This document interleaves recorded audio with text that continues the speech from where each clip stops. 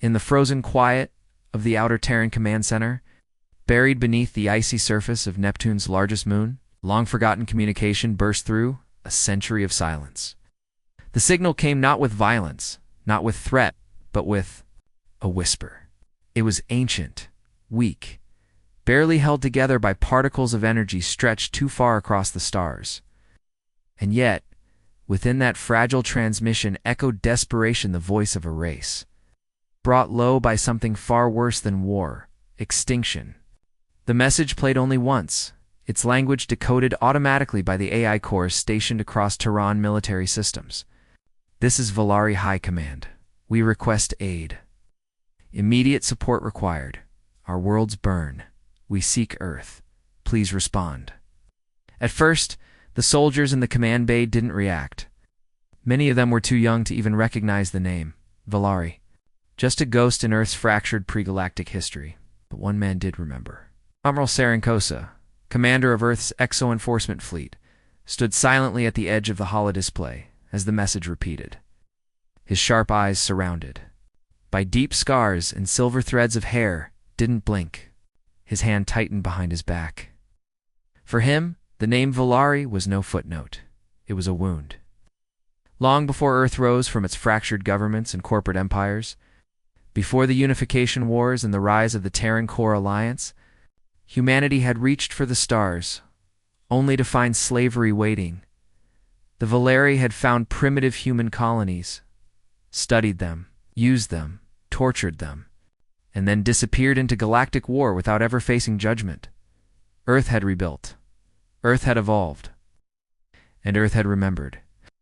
Now the very ones who once broke humanity's early spirit had come begging. It was almost poetic. Almost. Admiral Kosa gave a single command. Wake the deliverance. No questions followed. The room cleared with quiet precision. Across the outer rings of the Sol system, deep in the Titan docks, alarms sounded for the first time in a decade. Beneath layers of cloaking tech and asteroid debris, a Leviathan began to move.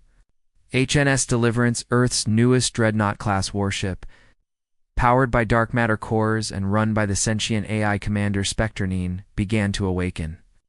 Inside its hull, rows of advanced shock troopers, drone swarms, and gravity-warping cannons awaited activation. It was not a rescue ship. It was a weapon, as the Deliverance prepared for launch. Earth's Strategic War Council met in a hidden chamber on Luna Prime. Generals, technocrats, and historians reviewed the Valari signal. The data included old star maps, population cries, even planetary records. But one thing stood out: Valari, genetic markers embedded in the signal stream. This was no accident. The signal wasn't just a plea for help. It was a cry for survival, sent blindly across the stars to anyone who might remember them. What the Valari didn't know was that Earth had never forgotten. Not a single act. Not a single atrocity. Humanity had spent centuries rebuilding and rearming, not to explore, but to ensure they would never again be prey. The Valari's mistake was assuming Earth still held the same innocence they once crushed. They were wrong. Dead wrong, aboard the Deliverance. Spectre-9's deep synthetic voice activated over intercoms. Valari signal acquired. Planetary coordinates received. Historical records linked. Enemy status. Awaiting classification. Directive. Observe. Intervene. If necessary, enforce Terran protocol. On the bridge, Captain Juno Reinyoung, sharp and trained directly by Kosa himself, stood before the viewing pane. She watched as stars shifted around them, the ship folding through space-time toward the Valari sector. No celebration, no chatter, only quiet, focused duty. She had read the classified histories, knew what the Velar had done. This wasn't a rescue. It was an opportunity to settle a generational score.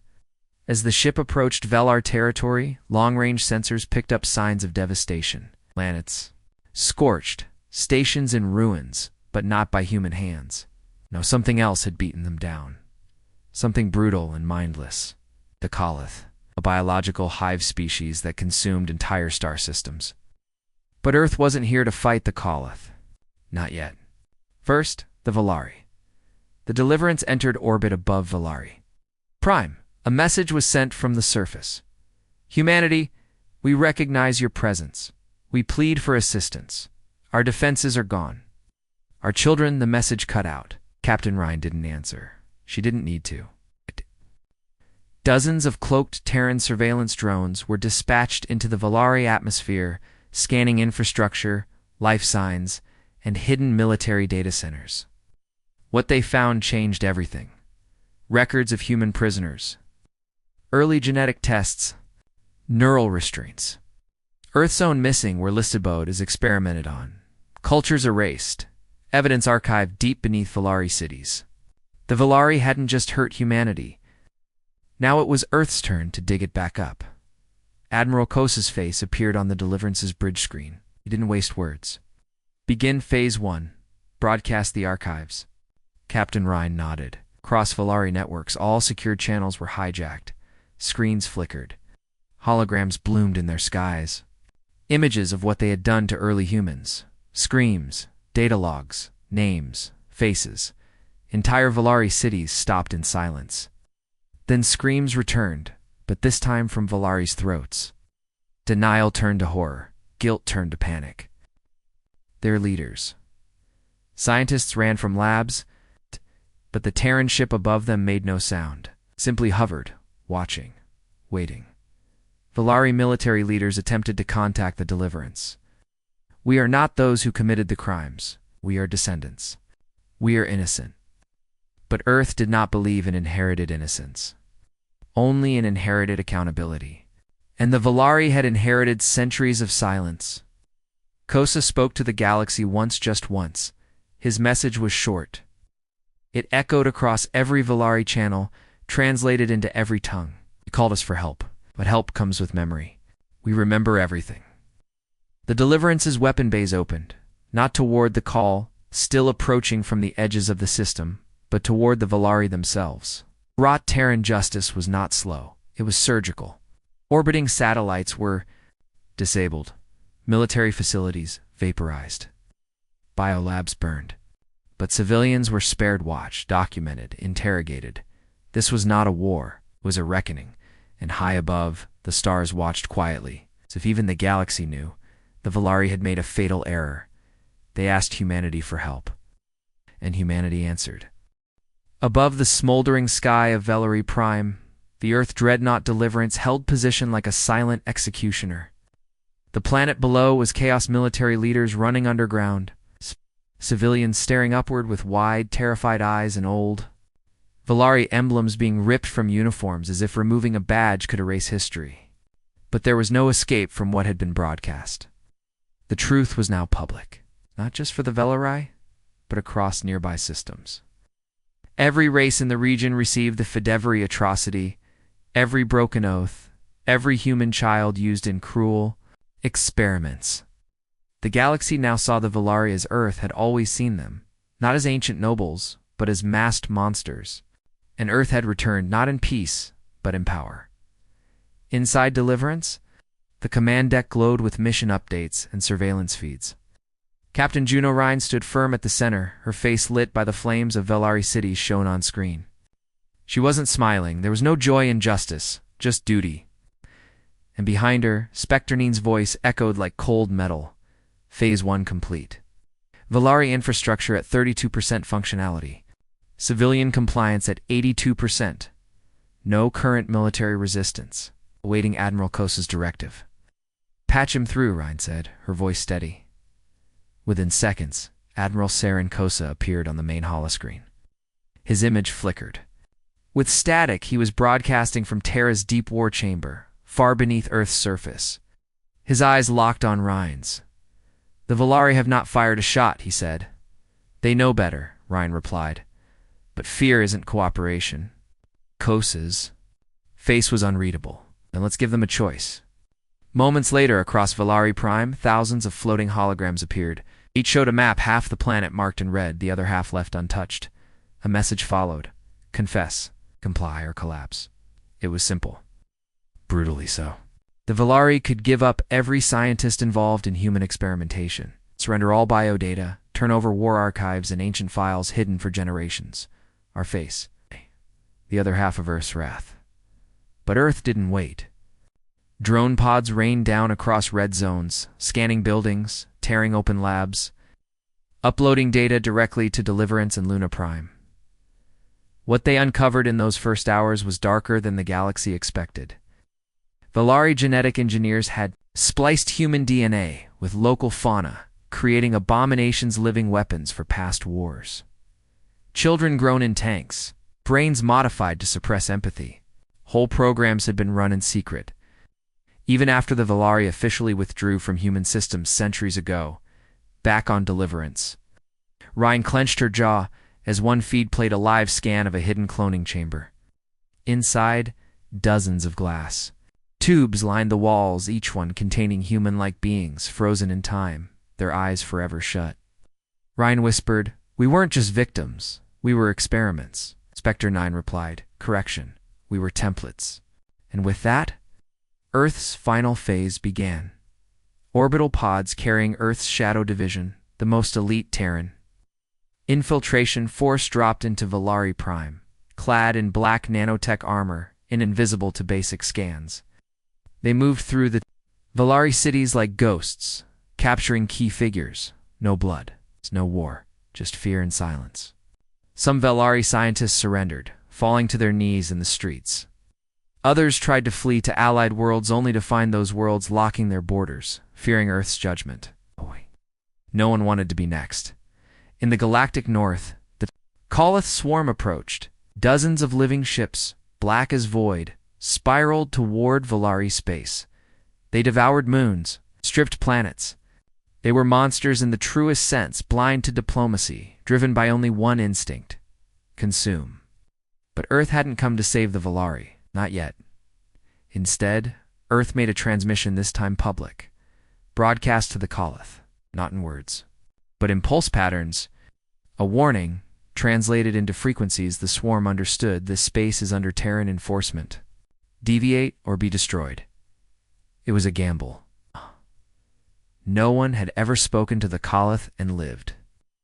But Earth wasn't like other civilizations. Earth had built weapons designed not just to destroy ships, but to erase biosignatures from space. Koloth paused. One massive living hive ship stopped at the edge of Valari space, thousands of kilometers wide, its surface pulsing like diseased flesh. "Back on Earth?" Kosa whispered. "They're listening." And then they turned. The swarm shifted course, redirecting toward a nearby, uninhabited system. Earth hadn't just warned them, it had frightened them. For the first time in galactic history, the Koloth had retreated. The galaxy went silent. On Valari Prime, the screams had stopped. The skies, once filled with smoke, now shimmered with orbital drones mapping every structure. Terran soldiers began, coordinating with surrendered Valari to stabilize regions, build camps, and separate the guilty from the innocent. Humanity, once beaten and scattered, now brought order, swift, cold. An absolute Rhine stood before the Valari High Council, now prisoners under guard in their own grand tower. The surviving counselors trembled. One elder spoke through broken translator tech. "We didn't know what was done." "In the past," Ryan stepped forward, helmet off, her eyes dark. "You didn't ask. You didn't look. You didn't care. You only called us when you were desperate." The Valari leader fell silent. Ryan continued. "Earth is not your savior. Earth is your shadow. It's your shadows, remember." Outside the tower, children played among rubble. Some Valari, some the surviving human experiments Earth had freed. They didn't speak the same language, but they laughed just the same. A sign that something new might rise from the wreckage. But Deliverance remained in orbit, and Earth made one final broadcast, this time across the entire Samote galaxy. To all who hear this, humanity answers when called. But no, this hour help carries history. History carries weight. We remember, we protect, and we do not forget. The stars for a moment seemed to hold their breath. Earth had arrived. The galaxy would never look at it the same way again. The Valari archives ran deeper than anyone had imagined, vaults carved beneath mountains. Records etched into time-locked crystalline slabs, entire memory cores hidden behind quantum encryption. When Earth's Shadow Division took control, they didn't just seize names or blueprints, they unearthed centuries of betrayal. What had once been concealed in elegant obfuscation was now dragged into the cold, harsh light of Terran scrutiny. And humanity, once the victim of forgotten crimes, was now the judge, jury, and executioner, inside a vast underground data complex beneath the Valari capital. Spectre Neen hovered like a wraith over the ancient consoles. Its voice, synthetic yet eerily calm, echoed as it scanned terabytes of recovered Valari data, pattern confirmed. Project Solstice began 218 years before first contact. Human abductions, 3,411. Viable subjects, 682. Survivors, 12. Double quotes 12.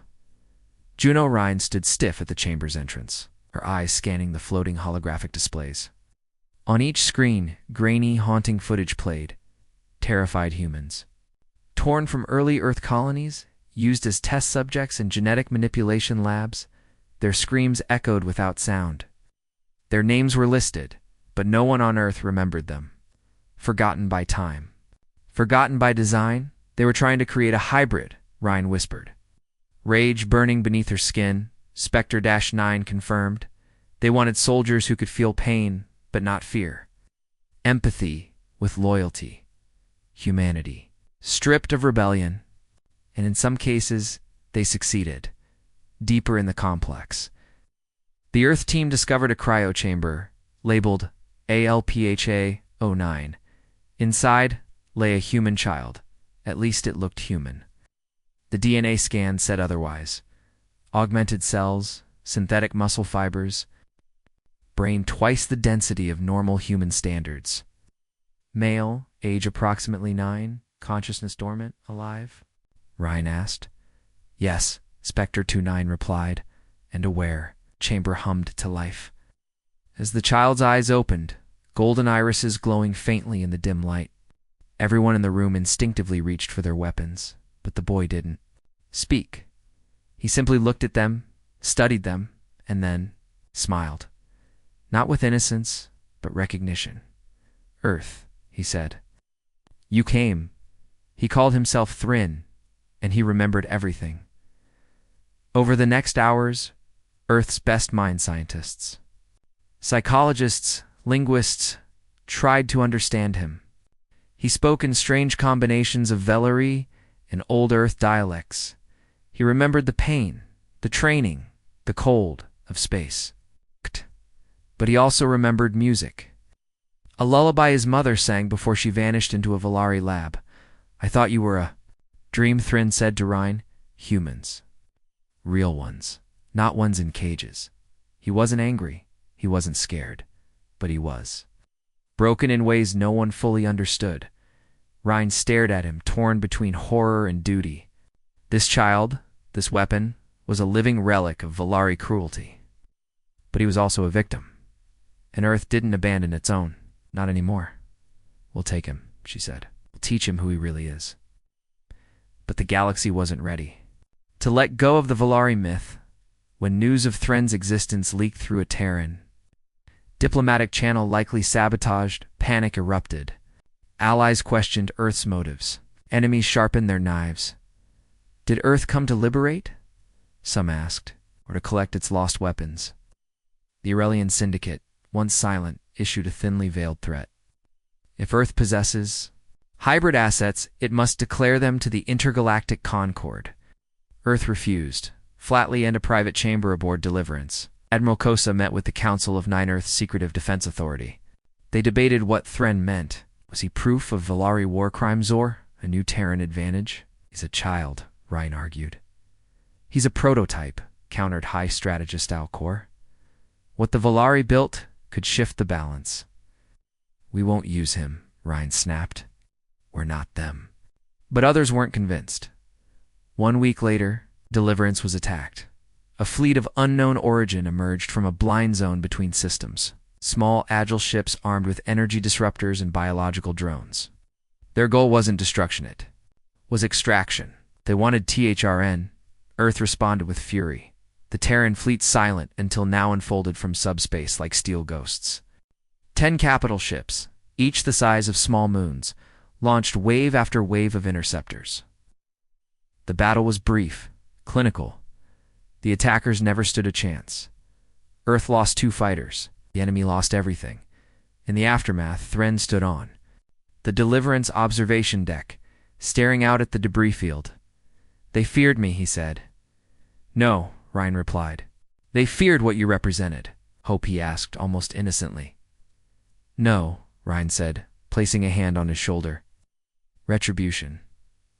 The Valari broadcast a final plea. Their surviving council begged for mercy. They offered reparations, technology, secrets, even soldiers. But it was too late. Earth had made its choice. It didn't want payment. It wanted truth, justice, and memory. Because Earth had learned something terrible in the quiet between battles. The Valari weren't the only ones buried. Deep within the Valari archives was a hidden file, marked with a symbol no human had seen. Before an interlocked triangle and eye, inside was a data map. Names, dates, coordinates. Other races had joined the Valarius experiments. Some had paid for it long ago. Others still walked free. The price of memory was knowing that Earth's war wasn't over. It had only just begun. Deep beyond the known star lanes, where suns burned cold and gravity itself twisted like smoke, the Aurelian Syndicate moved unseen.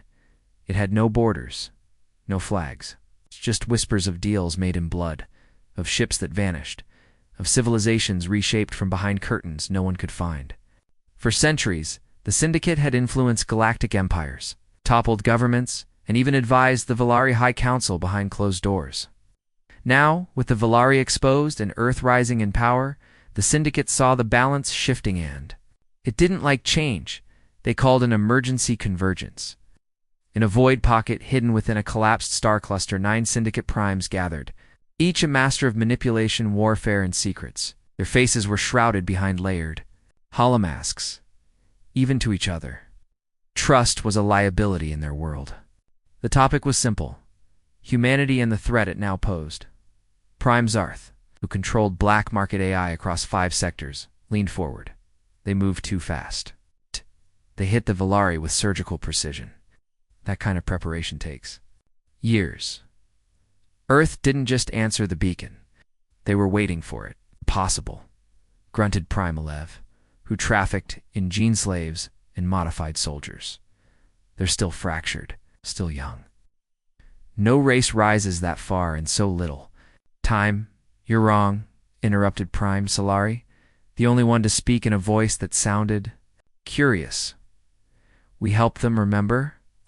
Long ago, we nudged Earth's early evolution, sparked curiosity, whispered tech into primitive minds.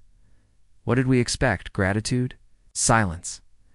Then Prime Corrin, the strategist who once orchestrated the fall of 3 empires in a single cycle, spoke. Earth is dangerous because they don't play our game. They don't bribe. They don't delay. They retaliate fast, without permission. They freed their own, Zarth added, and turned and demanded justice. "And the boy?" Alev asked. "The hybrid?" Symbol Solari said. "Of everything we thought we buried?" That's when the Syndicate made their decision. They would erase the threat not just by war, but by corruption. They couldn't outgun Earth. They would outthink it, twist it, break it from within. The plan was codenamed Operation Fracture. 3 steps. 1 outcome: control. Step 1 began in the outer colonies, Earth's new allies. The Syndicate sent agents into Terran border worlds disguised as traitors and diplomats. They spread rumors, questions, doubt. Why did Earth keep the hybrid? What else are they hiding? Some humans, already skeptical of the growing central power, began to whisper rebellion. Others vanished, kidnapped, converted. Step 2, targeted. Thren himself. A signal pierced Deliverance's encrypted system so subtle it went unnoticed for hours. When it finally triggered, Thren collapsed in his sleep, eyes rolling back as ancient code flooded his mind. Valeri backdoors, Syndicate triggers. They had prepared for this. Ryan found him screaming, begging for silence from voices only he could hear. Earth scientists scrambled. It wasn't just a hybrid. He was a weapon and someone was trying to activate him. Ryan made a hard choice. Put him under lockdown. No access. No signals. No chances. But it was already too late. The seed of fear had been planted. Within Earth's own command, voices began to question. What if he turns? What if we're raising our own doom? Even Spectre Neen admitted. Probability of internal breach via hybrid asset has increased to 42%. Still, Ryan held firm. He's not our enemy. He's proof of theirs. Step 3 was more direct. The Syndicate sent a fleet not under their name, of course, but flying the banners of rogue mercenary clans. Dozens of stealth cruisers, armed with suppression fields and planet-killer torpedoes, moved toward Earth's colonies. But they weren't after territory, they were after the archives. On Luna 3, Earth had built its central intelligence vault, a backup of every Valeri file, testimony, and proof of their crimes. It was Earth's greatest weapon in the information war, and it was the Syndicate's greatest threat. The attack came at midnight. Local colony time. Dozens of silent landers descended like shadows. Hacked drones turned on their own. Colonial defenses were overwhelmed within minutes. The Syndicate operatives stormed the vault, uploading viruses designed to erase everything. But Earth was waiting. From deep beneath the surface, old systems activated manual turrets, EMP nets, physical lockdowns. Earth's paranoia had saved it. The vault wasn't just a dot, it was a trap. Once triggered, it turned the base into a fortress. The Syndicate force was cut down, cell by cell. Not by numbers, but by humans who had trained for this moment all their lives. Among them was Commander Elias Vorna, child survivor of the Valari labs. He remembered the smell of steel, the hum of pain machines, the way the stars looked through.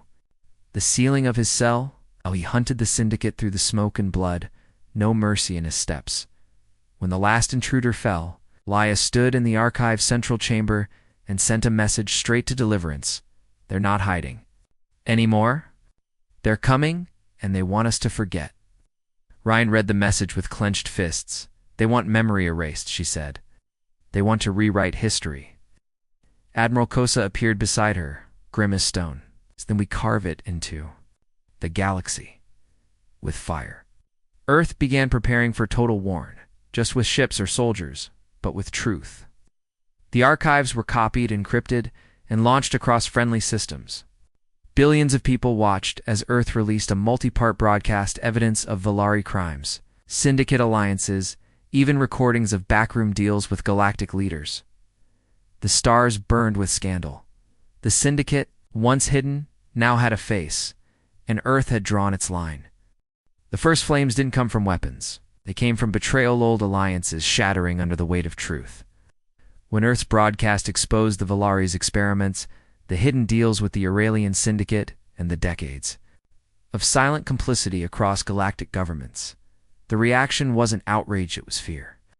Empires trembled, not because Earth had fleets, but because Earth had the story.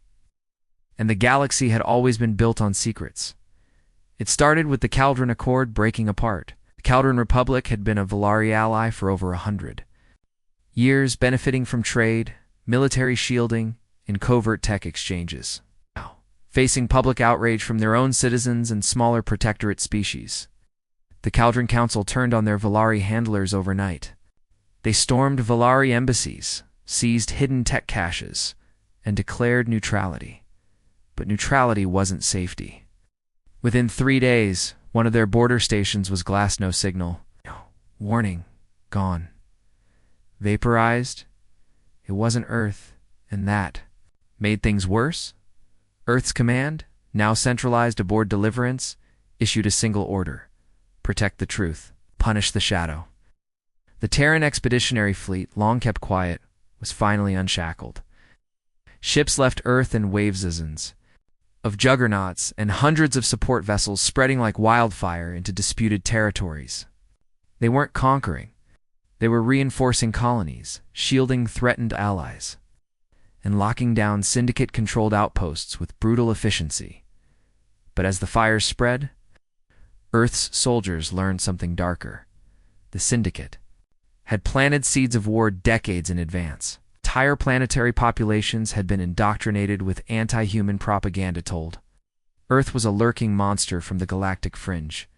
So when Terran ships arrived to offer aid, some systems didn't welcome them. They fired, and Earth, tired of warnings, fired back. One such planet, Morel 7, became the first symbol of what the war had become. A dense jungle world once known for bioresearch, Morel 7 had been twisted into a breeding ground for Syndicate hybrids. Half-alien soldiers with organic armor, clawed limbs, and neural uplinks infested the cities, enslaving the native population to dig tunnels beneath the surface. When Earth's scout team landed, they found children wired into walls, acting as living batteries for ancient Valari servers. Humans didn't ask questions. They called in Crimson Lance, a Terran strike force trained for orbital blitz assaults. What followed was 20 hours of cleansing fire. Every tower, every tunnel, every lab dot erased. Juno Rhine stood on the surface after the last blaze had died down. Ash coated her armor. Thren stood beside her, silent, staring at what had once been a city. "They did this to me too," he whispered. "Not this exact place, but like this." "I know," she said. "But they're not doing it anymore." Back on Deliverance, Earth's leadership debated strategy. They couldn't keep reacting. They needed to strike the core. That meant locating the Syndicate's heart, the place from where its orders, lies, and shadow fleets originated. But even with all the Valari archives, that location remained unknown until Thren spoke. "I remember a name," he said during a debriefing. "From training, a place we were never supposed to think about. Never speak." It scared even them. Rhine leaned forward. "What name?" "Nolarith." No Terran system carried the name. No galactic map marked it. Spectre 9 ran a deep scan, cross-referencing gravity signatures and ancient star maps from failed civilizations. It found something. Dark system behind a collapsed trinary star cluster. No comes. No light. No traffic for over 600 years, but heat signatures. Deep underground. No Lori wasn't just a myth. It was the Syndicate's origin world, not a headquarters or cradle. The plan formed instantly. Earth would strike it directly. No messages, no warnings. Deliverance, 3 Titan-class dreadnoughts, and 5 auxiliary fleets would breach the dead system, destroy anything within, and uncover whatever had been hidden for so long. But they needed help. Earth sent a call to the few allies, still loyal. The Arcani, who once hid Terran refugees during the early days of the Valari reign. The Ostari, whose people had been nearly wiped out by Syndicate trials. Even the Thalax, a cybernetic race that owed Earth for ending a planetary virus the Syndicate unleashed. All answered as the United Armada approached the Nolarith system. Space itself seemed to resist. Gravity waves surged without cause. Comes scrambled. Time drifted slightly in localized zones. It was as if the system rejected visitors like a living thing defending its core. They entered anyway, and Nolarith responded as Earth's fleet emerged. From fold space, they were greeted by black obelisks, dozens of them, floating in perfect orbits, each pulsing with energy. They weren't just machines. They were alive. And as sensors locked on, the truth became clear. These obelisks weren't defenses. They were prisons. Inside each floated entity's beings, too massive, too alien to describe, locked in temporal stasis. Some were ancient Valari ancestors. Others were unknown even to Spectre 9. The Syndicate hadn't just formed from greed or corruption. They had worshipped something. Something older. Something buried in this system. Thren collapsed. "On the bridge of deliverance!" he screamed without sound, his body shaking as images flooded his mind. Rituals, sacrifices, memories he didn't know he had. "They made me here," he said through blood and tears. Or at least they planned to. "I was supposed to be a key." That's when the signal came. Not in words, not in code. It's pulse deep and heavy, like a heartbeat, echoing across every ship. Lights dimmed, shields flickered. And then one of the obelisks cracked open. A shape emerged. Not a ship, not a creature, a will. Formless, ageless. It had no name. But Earth felt its intent like a scream in the soul. Submit or burn. Admiral Kosa stood from his command chair. We don't submit. Deliverance opened fire. Every Terran ship followed. The stars around Nalarith lit up like a second birth of the universe. Missiles tore through obelisks. Energy beams sliced space itself. The thing fought back, warping gravity, twisting ships mid-flight, ripping hulls in half with invisible hands. But Earth's fleet had come prepared. Didn't come to fight a shadow, they came to end a nightmare. Hours passed. Ships were lost. Heroes fell. But one truth remained: humanity would not kneel. And as the final obelisk shattered, as the will behind the syndicate screamed and vanished into nothing, silence fell. Nalarith was burning, but Earth still stood. In the silence after Nalaris' destruction, a strange calm settled over the galaxy. The core of the syndicate had been shattered, its black heart exposed and burned by the fury of Earth and its allies. But this was not victory, not yet. For in that silence, whispers still moved through the void. Survivors of the syndicate slithered into the cracks, scattered across outlaw sectors, hiding in shadow worlds, planning their revenge. And Earth knew something dark and ancient. Evil doesn't die in fire. It hides and waits. Aboard Deliverance. Juno Rhine stood at the viewport, looking at the glowing wreckage of what had once been a cradle of nightmares. The Nalarith star system no longer shimmered with secrets. It was broken, fractured, scarred. The obelisks were gone. The thing inside them, whatever ancient will had whispered through the syndicate's mind, was gone too. And yet she felt no peace.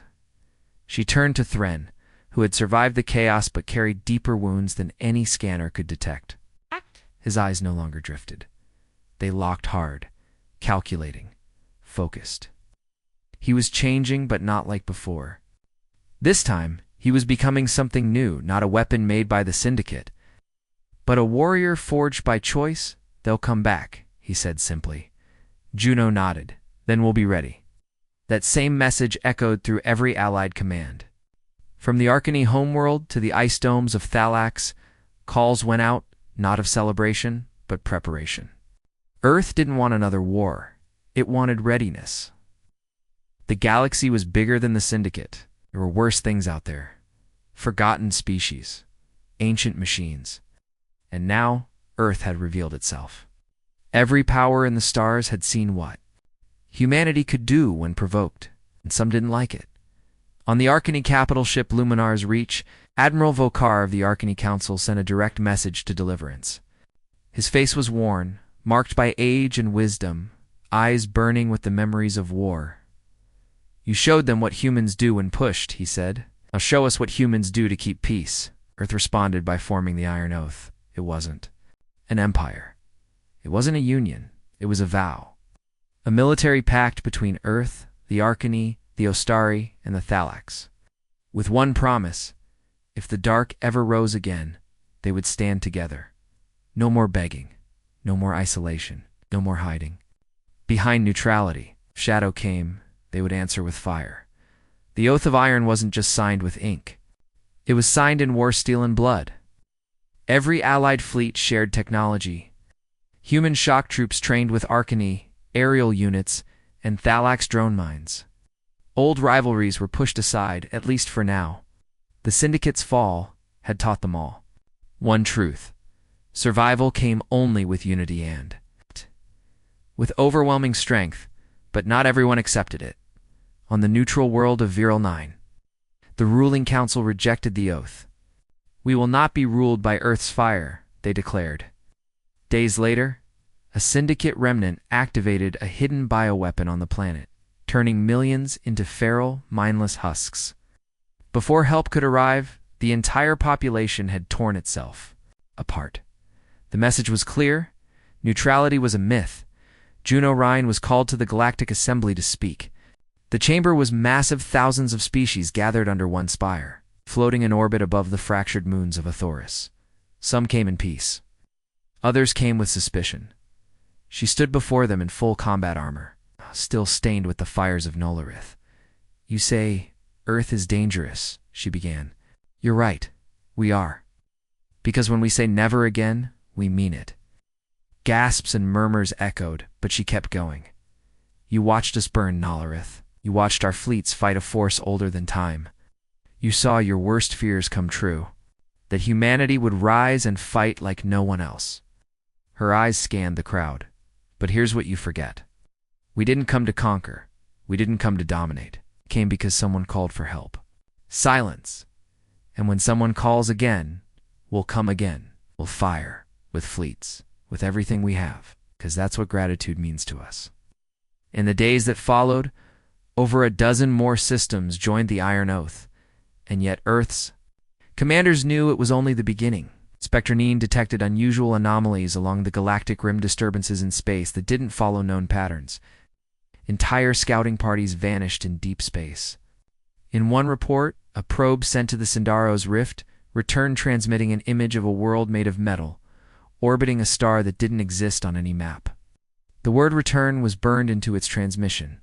Juno saw it, so did Thren. "They're not done," he said. "No," she whispered, "and neither are we." Back on Earth, a memorial was built, not just to the soldiers lost in the war, but to the unity that rose from the ashes.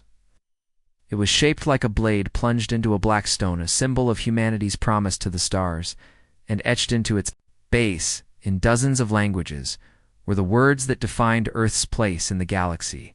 We remember, we fight, we return. Far beyond the edge of charted space, where no empire dared map and no star held a name, something pulsed and ancient and cold. It came not from a transmitter or a beacon, but from the void itself, as though space had found a voice and decided to whisper. It was not a sound, but it echoed. It's not a signal, but it reached. And when it touched the network aboard Deliverance, Earth's flagship, every system paused for exactly 7 seconds. During those 7 seconds, no alarms blared, no ships moved, and no AI responded. Silence consumed everything. Then it spoke. A single word appeared across every Terran terminal, burned in ancient code no system recognized. But all somehow understood, acknowledged. Rhine stared at the screen in silence, her hand resting gently on the console. Thren stood beside her, jaw locked, the color drained from his skin.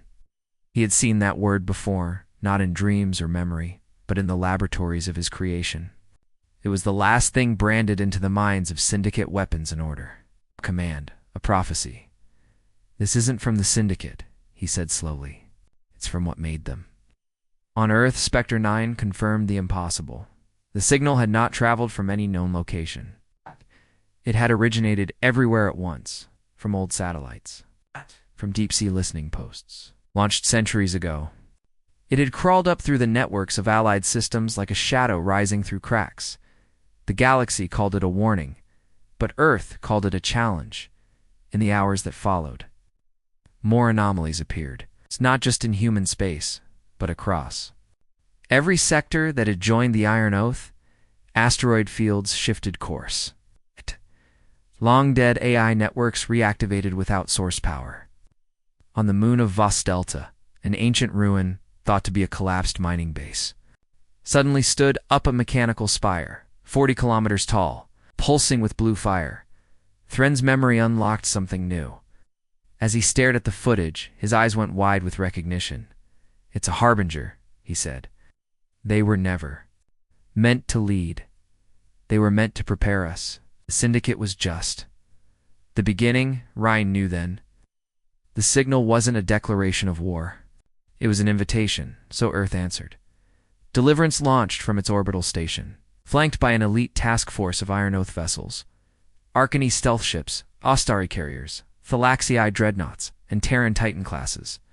They called themselves the vanguard and arm of peace, forged for war. Their destination? The Sindaro's Rift. The one place in known space that no hyperlane touched, no light escaped, and no history explained. It was where the return signal first reappeared. Time bent wrong, and stars aged in reverse, where reality felt like memory and memory felt like prophecy. Upon arrival, their sensors shorted. Visuals failed. But through the darkness, a shape emerged not from space, but behind it. A construct larger than moons, formed from black angles.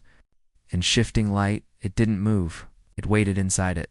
They found life, but not as any species knew. These weren't biological.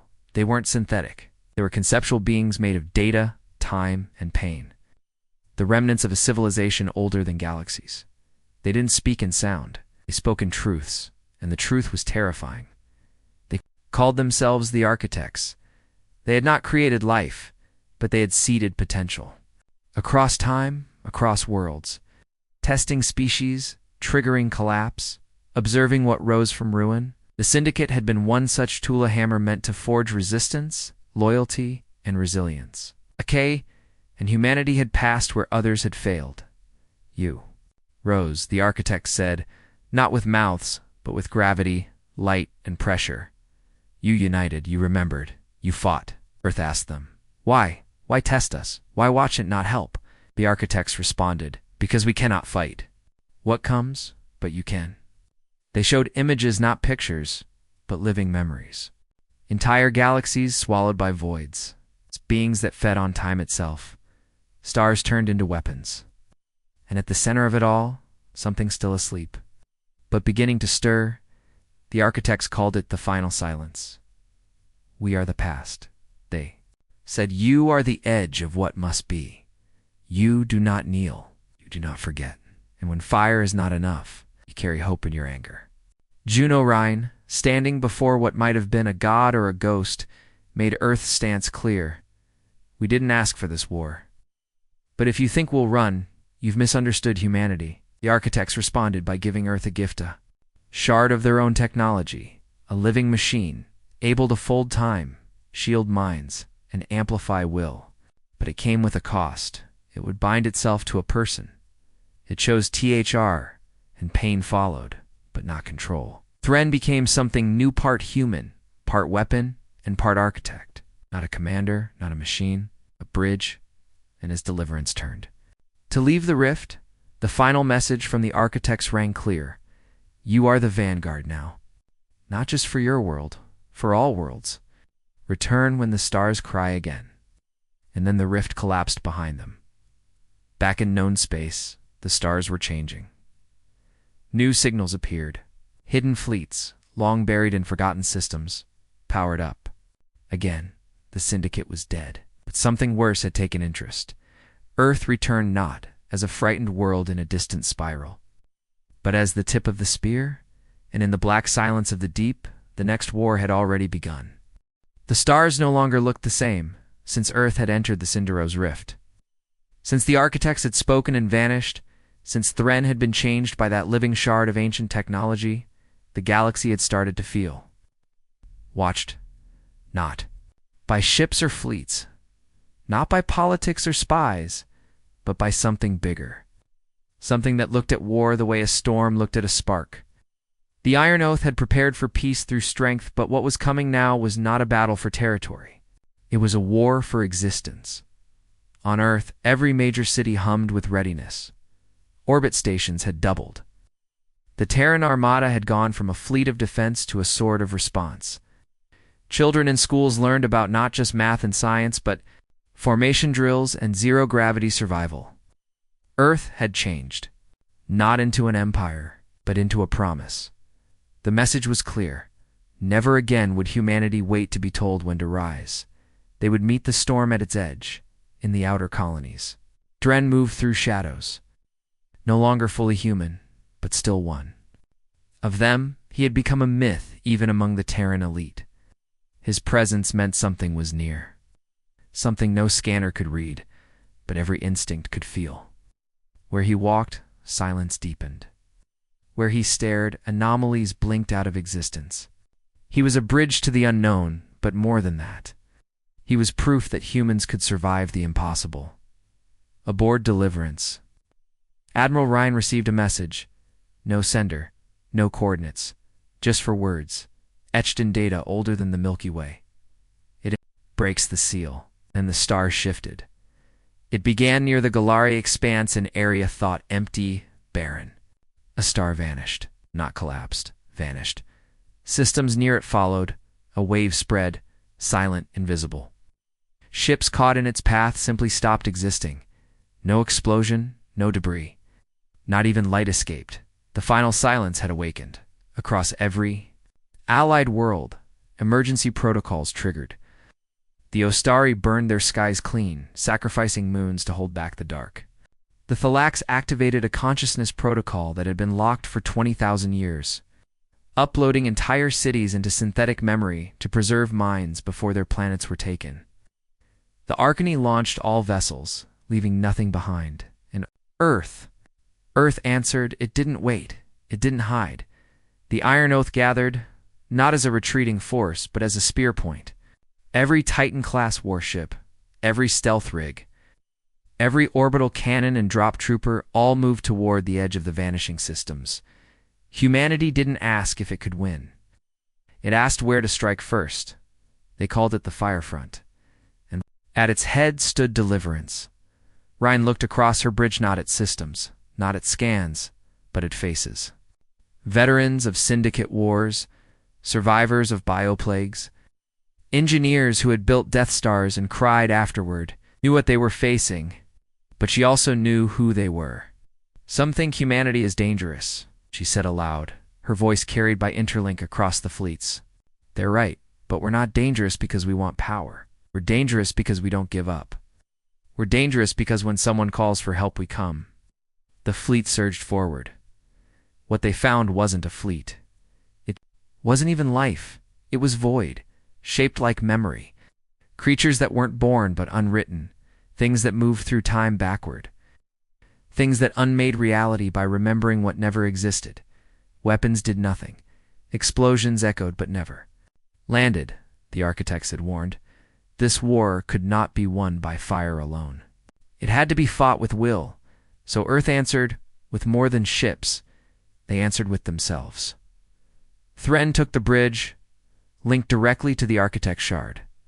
Through him, the fire of human memory, of hope, love, pain, anger, loyalty, rebellion became a weapon.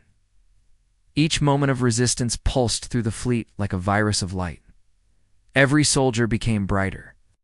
Every weapon struck harder. Every second that passed burned brighter than the one before, the void screamed. For the first time it feared, because nothing in all its unmaking could destroy. But it didn't understand. The fire that humanity carried, it wasn't just rage. It wasn't just vengeance, it was connection. It was remembering the first species that asked for help, and answering it.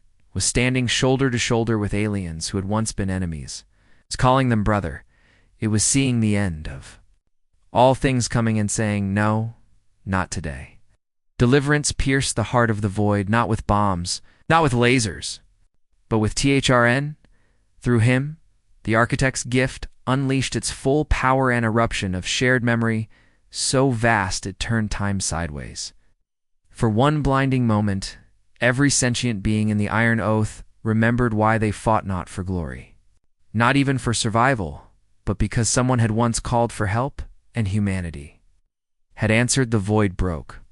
Not instantly, not completely, but enough. The stars lit again, the seal reformed, and the Firefront held.